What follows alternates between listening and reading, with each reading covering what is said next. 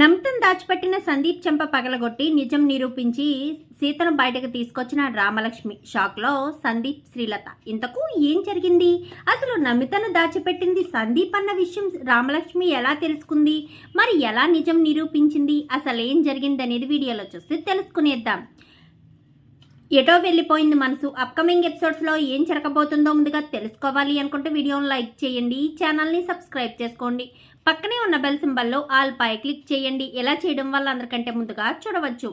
మొత్తం మీరు చూసుకున్నట్లయితే ఇంకా రామలక్ష్మి ఎంతలా ప్రయత్నించినా కానీ నమిత జాడైతే తెలియదు.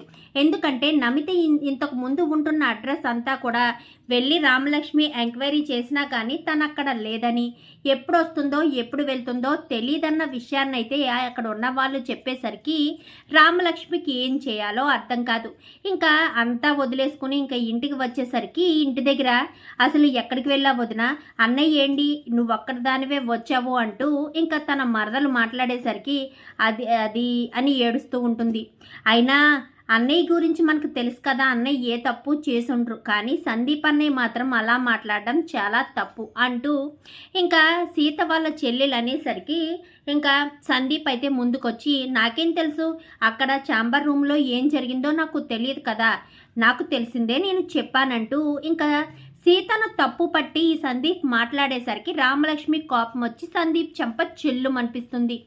ఏంటి మా ఆయన్ని కొడుతున్నావు అనగానే తప్పులు చేసే మీ ఆయన్నే కొడుతుంటే నీకంత బాధ కలుగుతుంటే ఏ తప్పు చేయని మా ఆయన మీద నింద వేస్తే నేను ఎలా చూస్తూ ఊరుకుంటాను, అందుకనే కొట్టాను అంటూ అని రామలక్ష్మి అనేసరికి మంచి పని చేసావు రామలక్ష్మి, పెద్దవాడిగా నేను చేయాల్సిన పని నువ్వు చేసావు. అసలు సీత గురించి మనకు తెలీదా, వాడు ఎలాంటి వాడో మనందరికీ తెలుసు. తెలిసిన తర్వాత కూడా సందీప్ అలా మాట్లాడడం ఏంటో నాకు అర్థం కాలేదు. ఇదంతా ఎవరో కావాలని చేసినట్టున్నారు రామలక్ష్మి అంటూ మాట్లాడేసరికి ఎలా అయినా సీతా సార్ నేను విడిపించుకుంటాను, సీతా సార్ ఏ తప్పు చేయలేదని నేను నిరూపిస్తాను అంటూ రామలక్ష్మి పరుగున తన గదిలోకి వెళ్ళిపోతుంది. ఇంకా గదిలో కూర్చుని సీతాకాంత్ ఫోటో చూసుకుంటూ ఏడుస్తూ ఉంటుంది. ఇంకప్పుడే తాతయ్య అయితే వస్తాడు. ఏంటి రామలక్ష్మి ఇంత దిగాలు పడిపోతే వాడిని ఎవరు ఏడిపిస్తారు, ఎవరు బయటికి తీసుకొస్తారు, సీత ఏ తప్పు చేయలేదని మనకు తెలుసు కదా, అది నిరూపించాలి కదా అని చెప్పాను. కానీ అదే ఎలాగా అర్థం కావట్లేదు మామయ్య గారు అని చెప్పాను. కానీ ఎలాగేంటమ్మా, ఆ నమితను పట్టుకుంటే విషయం అంతా బయటకు వస్తుంది కదా అని చెప్పాను. కానీ ఆ అవకాశం మనకి ఇవ్వలేదు మామయ్య గారు, నమిత అసలు ఇంటి దగ్గరే లేదంట, ఇప్పుడు నేను అక్కడి నుంచే వస్తున్నాను అని చెప్పనేసరికి ఇంక ఈలోపు సందీప్ తల్లి ఇద్దరు మాట్లాడుకుంటూ ఉంటారు. నమిత జాగ్రత్తగానే ఉందా అనగానే జాగ్రత్తగానే ఉందని చెప్పనేసరికి మరుసటి రోజు ఉదయాన్నే రామలక్ష్మి అయితే ఆ ఆఫీస్కి వెళ్దామని రెడీ అవుతుంది. ఇంకా అలా రెడీ అవుతున్నప్పుడే అవును అత్తయ్య గారు, నిజంగానే నమితను మీరే ముంబై నుంచి ట్రాన్స్ఫర్ చేసి తీసుకొచ్చారు కదా, ఎందుకు ఇదంతా చేయించడం కోసమేనా, మా బావగారు తప్పు చేశారని క్రియేట్ చేయడం కోసమేనా, ఇప్పుడు నమితను ఎక్కడ దాచిపెట్టారు అని చెప్పాను. కానీ ఎందుకే పదే అదే అడుగుతావు, ఈ మాటలు కనుక రామలక్ష్మి విందనుకో నమితను మనమే దాచిపెట్టామన్న విషయం తెలిసిపోతుంది, నోరు మూసుకుని ఉండు అని చెప్పాను. కానీ నా భర్త నాకు సేవలు చేయడు కానీ దానికి మాత్రం టిఫిన్లు గట్ట బాగానే మోసుకెళ్తున్నారు అని చెప్పనేసరికి ఇంక ఈలోపు అమ్మ నేను బయటికి నమిత దగ్గరికి వెళ్ళొస్తానని కానీ గట్టిగా అన్నకరా అని చెప్పి ఇంకా శ్రీలత అనేసరికి సరే అని ఇంకా నేరుగా నమిత దగ్గరికి బయలుదేరతాడు. ఇంకా ఈ మాటలన్నీ విన్న రామలక్ష్మి సందీప్ని వెనకాలే ఆటోలో ఫాలో అవుతుంది. సందీప్ ఎక్కడికి వెళ్తున్నాడా అని చూస్తుంది. ఇంకా సందీపు నేరుగా వేరే రూమ్లో నమితనైతే దాచిపెడతాడు. నమిత దగ్గరికి వెళ్ళి టిఫిన్ ఇస్తూ ఉంటాడు. ఇంకా అక్కడే కూర్చుని మాట్లాడుతూ ఉంటాడు.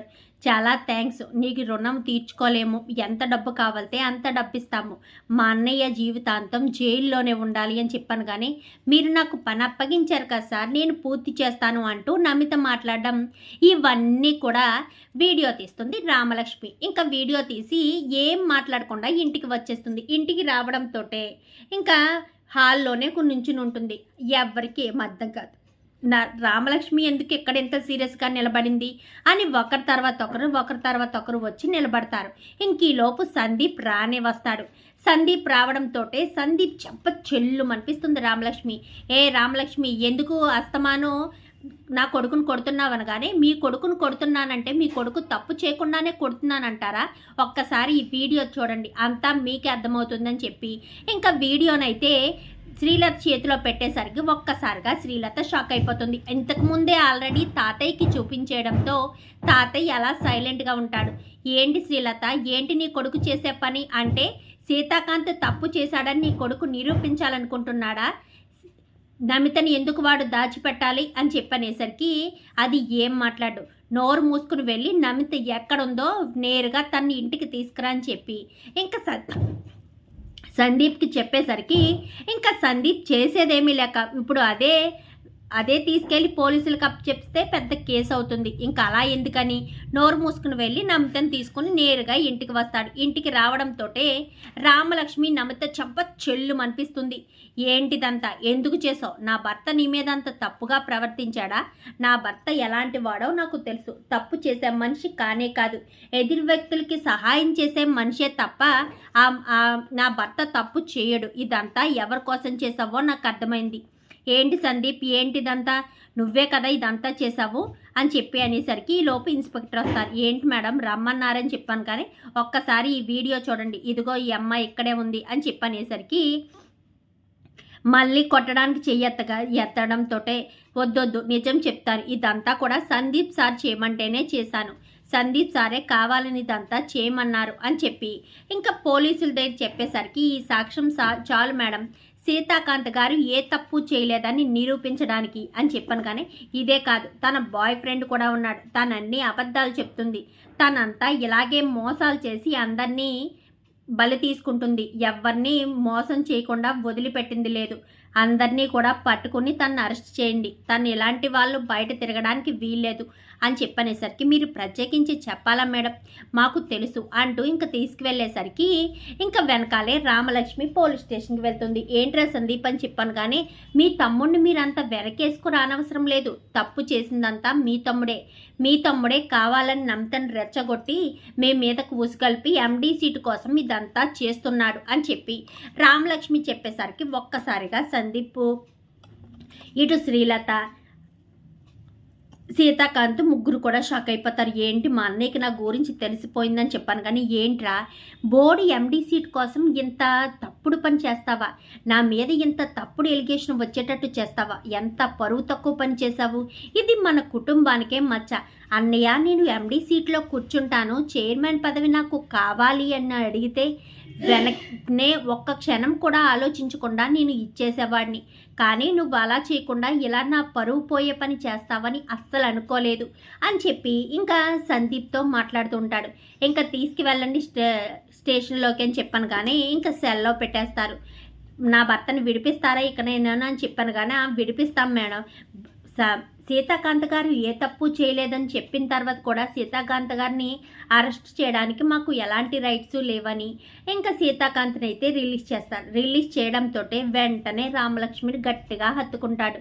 రామలక్ష్మి నేను ఏ తప్పు చేయలేదని నువ్వు నమ్మావు, అది చాలు నాకని చెప్పాను, కానీ నాకు తెలుసండి నా భర్త ఏ తప్పు చేయలేదని నాకు తెలుసు అని చెప్పి ఇంకా రామలక్ష్మి అనేసరికి ఇంకా ఇంటికి వచ్చేస్తారు. ఇంకా ఇంటి దగ్గరకు రావడంతో శ్రీలత గదిలో ఉండి తెగ టెన్షన్ పడిపోతూ ఉంటుంది. ఏంటి ఇదంతా మీరు కావాలని చేయించారన్న విషయం నాకు తెలియదు అనుకుంటున్నారా?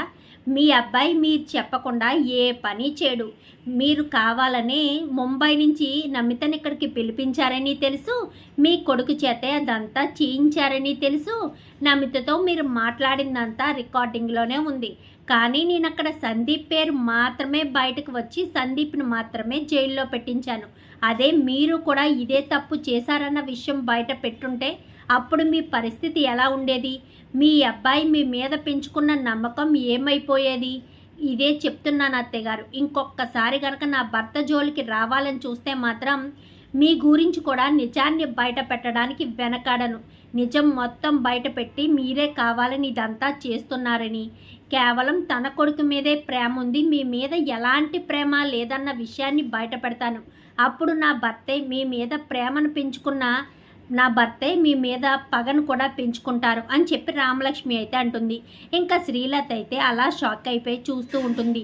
మీ కొడుకు వస్తాడు అని చూస్తున్నారేమో, మీ కొడుకు ఇప్పుడప్పుడే బయటికి రాడు, వచ్చేటట్టు కూడా అక్కడ కేసు నేను నార్మల్గా పెట్టలేదు అని చెప్పి రామలక్ష్మి అయితే సంతోషంగా సీతాకాంత్ దగ్గరికి వెళ్తుంది.